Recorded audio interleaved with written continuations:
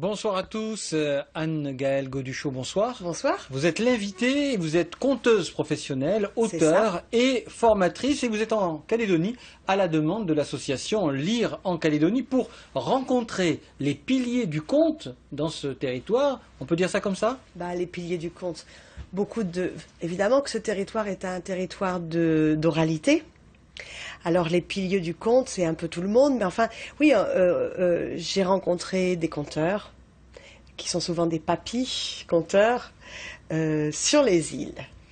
Et vous êtes là aussi parce que c'est la fête du livre, édition 2013, il faut le dire. Ça se passe dans les îles, mais c'est ouvert à tout, à l'ensemble de la Calédonie. Eh bien, la fête du livre est une chose qui est organisée justement par l'association Lire en Calédonie, à la demande de la province des îles.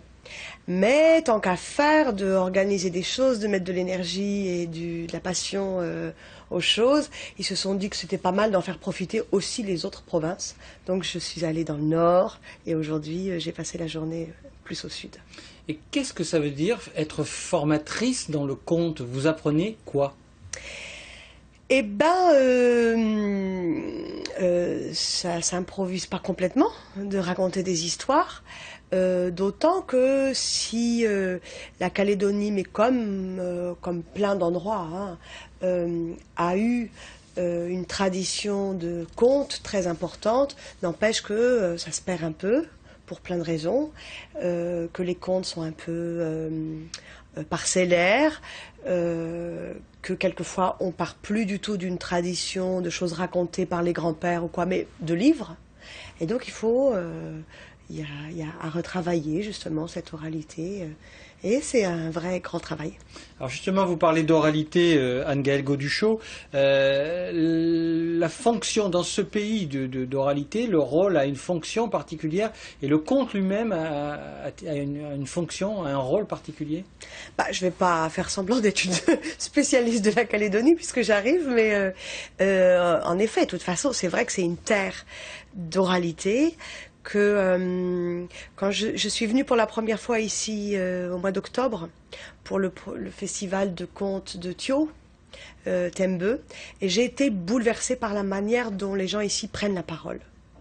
Quand je dis les gens ici, c'était sur la côte Est, on a beaucoup raconté dans les tribus kanak, et j'ai été bouleversée par la manière dont les gens se servent des mots et donnent un poids aux mots. Alors pour une conteuse, évidemment. On est dans la transmission, on est dans la formation des imaginaires, c'est cela? On est dans la transmission, on est dans la formation des imaginaires. Oui, puis alors, c'est quand même toute une culture qui passe par l'oralité. Donc, c'est l'histoire, hein, c'est la culture et tout ça. Donc, il y a un enjeu quand même important là. Est-ce qu'il y a un passage de l'oral à l'écrit grâce au conte ou pas? On a beaucoup travaillé ça. Aujourd'hui, avec les bibliothécaires à Bernheim et puis sur l'île de Lifou, on a eu des journées professionnelles. Comment on passe de l'écrit à l'oral et comment on passe aussi de l'oral à l'écrit, comment on note, comment on peut écrire pour l'oralité. L'écriture faite pour la voix, c'est pas tout à fait la même que l'écriture faite c'est pas l'écriture du roman, c'est pas l'écriture journalistique non plus.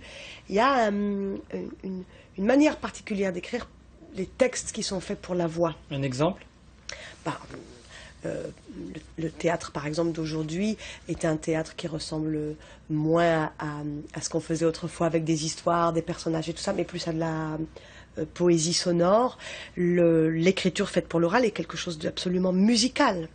Et par exemple, aujourd'hui, avec les gens qui participaient à la journée professionnelle de Bernheim, on a travaillé justement sur le fait que quand on élabore une histoire qui est un patrimoine oral, on doit la travailler d'abord à l'oral, puis la noter, mais avec le même rapport à l'écrit que les musiciens ont. C'est-à-dire qu'on note, on prend des repères qui sont des repères de partition, de tempo, d'énergie, de vitesse, enfin des critères musicaux. Et vous nous faites beaucoup rêver, Anne-Gaëlle Goduchot. Merci d'être venue et d'avoir accepté cette invitation. On peut revoir l'entretien sur le site internet de NC Première, mais vous restez avec nous car l'Info Soir continue.